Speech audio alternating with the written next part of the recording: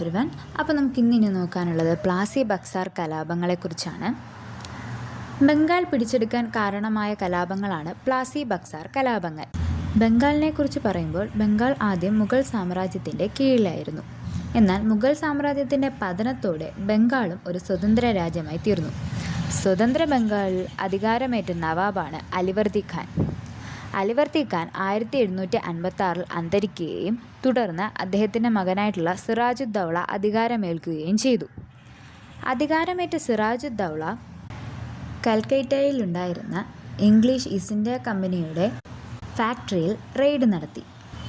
തുടർന്ന് അവിടെ നിന്ന് 146ഓളം സൈനികരെ പിടിച്ചുകൊണ്ടുപോയി തുറങ്കിലടച്ചു. ഒരു വാതിൽ മാത്രമായിരുന്നു ആ ഇരുട്ടുമുറിയിൽ ഉണ്ടായിരുന്നത്. അങ്ങനെ ഈ പിടിച്ചെടുത്ത 146 ഇംഗ്ലീഷ് സൈനികരിൽ 123 പേരും അവിടെ ശ്വാസം കിട്ടാതെ മരണപ്പെട്ടു. ഇത് പിൽക്കാലത്ത് ഇരുട്ടറ ദുരന്തം എന്നറിയപ്പെട്ടു. 1756 ഇരുട്ടറ ദുരന്തം നടക്കുന്നത്. ഈ സംഭവം മദ്രാസ് പ്രസിഡൻസിയിലും അറിയുന്നുണ്ട്. അങ്ങനെ അവിടെ നിന്നും കരസേന നയിച്ചുകൊണ്ട് റോബർട്ട് ക്ലൈവും തൊട്ടു പിന്നാലെ നാവികസേന നയിച്ചുകൊണ്ട് അഡ്മിറൽ വാട്സണും കൽക്കട്ടയിലേക്ക് തിരിച്ചു. അവിടെ അവർ കൽക്കട്ട തിരിച്ചു പിടിക്കുക തന്നെ ചെയ്തു. ഈ സംഘർഷം അവസാനിക്കാൻ അലിനഗർ സമാധാന സന്ധി 1757 നടന്നു. പിന്നീടും സിറാജുദ്ദൗളയുമായി യുദ്ധം നടക്കാനുള്ള സാധ്യത വളരെയധികം കൂടുതലായിരുന്നു. ഈ സമയം റോബർട്ട് ക്ലൈവ് സിറാജുദ്ദൗള നവാബിൻ്റെ ആർമി ചീഫായിട്ടുള്ള മിർജാഫറുമായിട്ടൊരു ഗൂഢാലോചന നടത്തി. ഇത് പ്രകാരം അവരൊരു ധാരണയിലെത്തുകയാണ്. എന്നുവെച്ചാൽ സിറാജുദ്ദൗളയുമായി യുദ്ധമുണ്ടായാൽ മിർജാഫർ ബ്രിട്ടനൊപ്പം നിന്നാൽ അടുത്ത നവാബ് സ്ഥാനം മിർജാഫറിന് വാഗ്ദാനമായി നൽകി. അങ്ങനെ 1757 ജൂൺ 23 വെസ്റ്റ് ബംഗാളിലെ പ്ലാസിയിൽ നവാബ് സിറാജുദ്ദൗളയും റോബർട്ട് ക്ലൈവും തമ്മിൽ ഏറ്റുമുട്ടി. നവാബിൻ്റെ ആർമി ചീഫായിട്ടുള്ള മിർജാഫർ റോബർട്ട് ക്ലൈവിൻ്റെ സംഘത്തിൽ ചേർന്നതുകൊണ്ട് തന്നെ മിർജാഫറിൻ്റെ മകൻ മിറാൻ സിറാജുദ്ദൗളയെ ആ കലാപത്തിൽ വധിച്ചു. അപ്പോൾ 1757 നമ്മുടെ പ്ലാസി യുദ്ധം നടക്കുന്നത്.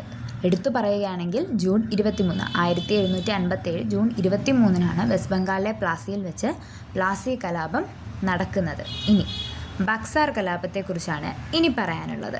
1764 ബക്സാർ കലാപം നടക്കുന്നത്.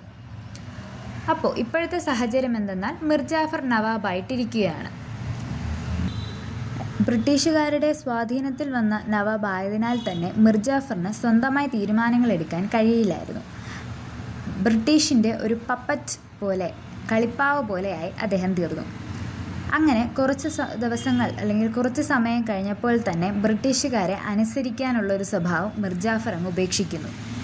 എന്നാൽ ഈ സമയം മിർജാഫറിൻ്റെ തന്നെ മരുമകനായിട്ടുള്ള മിർ ഖാസിം ബ്രിട്ടീഷുകാരോട് ചെന്ന് പറയുന്നു, അയാളെല്ലാം അനുസരിച്ചോളാം. മിർ ഖാസിമിനെ നവാബാക്കാൻ അയാൾ ആവശ്യപ്പെടുന്നു. അങ്ങനെ മിർജാഫറിനെ മാറ്റി മിർ ഖാസിം ബംഗാളിലെ നവാബായി. എന്നാൽ മിർ ഖാസിമിനും കുറച്ചു നാൾ കഴിയുമ്പോൾ ബ്രിട്ടീഷുകാർ പറയുന്നത് മാത്രം അനുസരിച്ചു കൊണ്ടുള്ളൊരു ഭരണം ഇഷ്ടമല്ലാതെ ആകുന്നു. അതിനെതിരെ തന്നെ പോരാടാൻ അദ്ദേഹവും മുന്നോട്ട് വരുന്നു. അങ്ങനെ ബ്രിട്ടീഷുകാർക്കെതിരെ പോരാടാൻ മിർ ഖാസിം തൻ്റെ ഉറ്റ സുഹൃത്തുക്കളായിട്ടുള്ള ഷുജാഉദ്ദൗള അവധിലെ, അതുപോലെ തന്നെ മുഗൾ സാമ്രാജ്യത്തിലെ ഷാ അലം രണ്ടാമൻ ഇവർ 3 പേരും കൂടി ചേർന്ന് ഒരു ത്രികക്ഷി സഖ്യം ബ്രിട്ടീഷുകാർക്കെതിരെ രൂപീകരിക്കപ്പെടുന്നു. അപ്പോൾ ഓർക്കണം, ത്രികക്ഷി സഖ്യത്തിൽ ഉണ്ടായിരുന്നത് മിർ ഖാസിം, ബംഗാളിലെ മിർ ഖാസിം, അവധിലെ ഷുജാഉദ്ദൗള, മുഗളിലെ ഷാ അലം രണ്ടാമൻ. എന്നാൽ ഈ ത്രികക്ഷി സഖ്യവും ബ്രിട്ടീഷുകാരും തമ്മിലുള്ള യുദ്ധത്തിൽ ബ്രിട്ടീഷുകാർ തന്നെയാണ് ജയിക്കുന്നത്. അപ്പോൾ 1764 ത്രികക്ഷി സഖ്യവും ഈസ്റ്റ് ഇന്ത്യ കമ്പനിയും തമ്മിൽ യുദ്ധം നടക്കുന്നത്.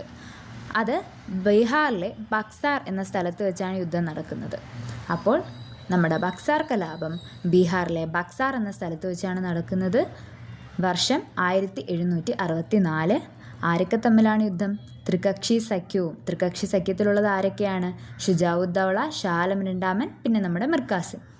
ത്രികക്ഷി സഖ്യവും ഈസ്റ്റ് ഇന്ത്യ കമ്പനിയുമായി 1764 ബക്സാർ കലാപം നടക്കുന്നത്.